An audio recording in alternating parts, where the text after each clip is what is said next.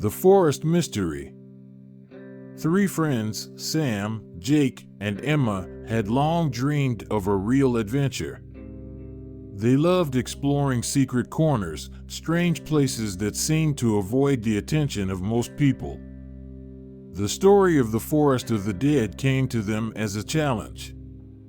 Not long ago, they had heard from an old hunter that this forest was cursed, and people had disappeared there, not just individuals, but entire groups of explorers. But, like any young person full of adventurous spirit, they decided not to believe in old myths. The legend claimed that the forest was located in the heart of Virginia, surrounded by many stories, from missing settlers to disappearances of people trying to unravel its secrets. They said that if you crossed the boundary of the forest, you would never leave alive. "Come on, it's all just stories to scare tourists," Jake said confidently as they headed toward the forest. "Abandoned villages, some missing people. It's nothing more than made-up tales." But despite his confidence, all three of them felt uneasy as soon as they crossed the forest boundary.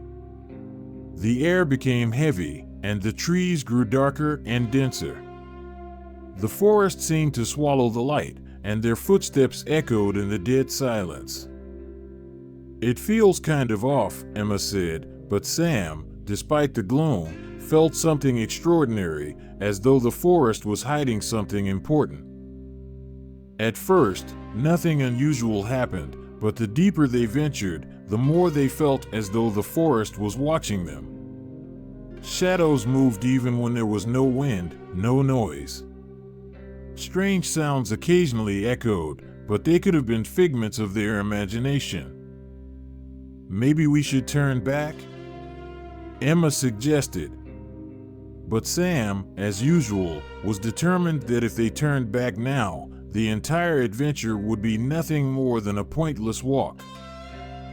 "Let's go further," he said, and their steps continued to resonate in the silence.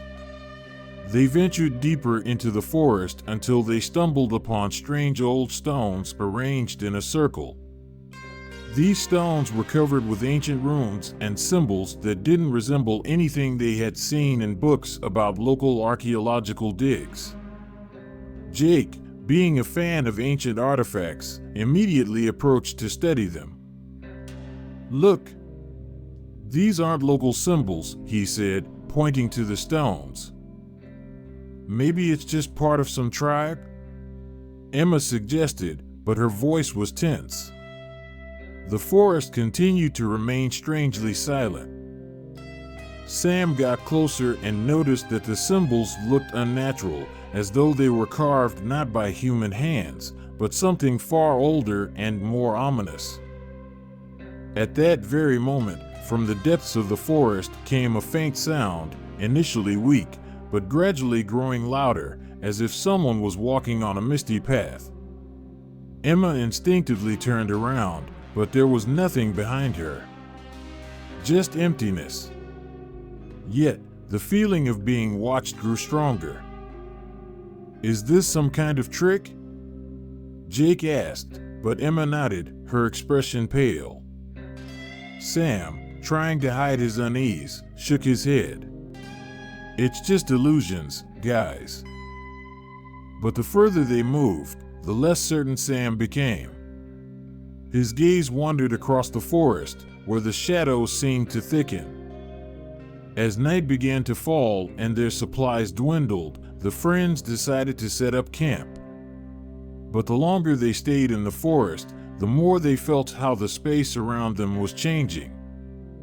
The forest seemed to be alive, as if it didn't just grow, but moved like a living being. "Do you feel that?" Emma asked, sitting on the ground and trying to listen. Everything was silent, but that awful, oppressive air didn't leave them. At night, when they gathered around the fire, Jake noticed strange tracks on the ground leading deeper into the forest. They were too neat for ordinary animals. These weren't just human footprints, they looked like the traces of something unimaginable, as if something large and dark was moving through the woods. "Let's not go there," Jake said, his voice tinged with unease. Emma felt her heart beat faster. She grabbed a knife and glanced at Sam. "Don't you think that if we stay here, we'll become part of this forest too?" she whispered. Sam couldn't find the words. He was too overwhelmed by fear to protest. But Jake stood up and headed toward the tracks, as if oblivious to the danger. Emma and Sam, reluctantly, followed him. As soon as they entered the fog, the forest seemed to swallow them, and every star disappeared, leaving behind a dark sky from which they could not escape. The stones with the carved symbols vanished, and the forest grew even darker and more oppressive. The shadows around them began to move, and the air became so thick that even breathing was hard.